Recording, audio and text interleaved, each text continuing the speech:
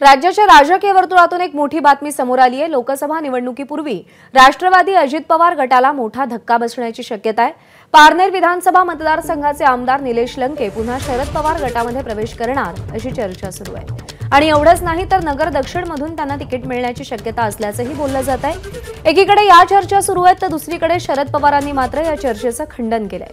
तर रोहित पवारांनी लंके येणार असतील तर त्यांचं स्वागत आहे असं म्हटलंय।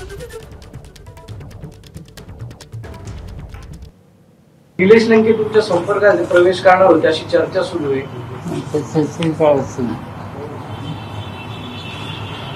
तुम्ही त्यांना पक्षात येण्यासाठी विचाराल का? बोला।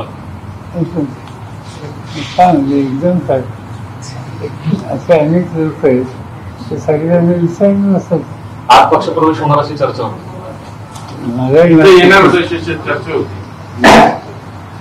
चर्चा तुमच्याकडेच नाही।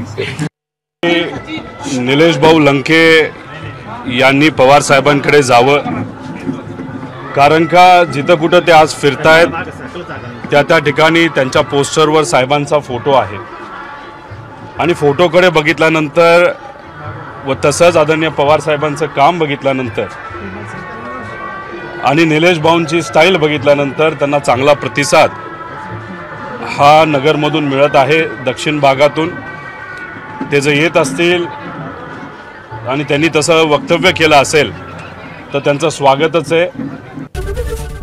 एबीपी माझा, उघडा डोळे बघा नीट।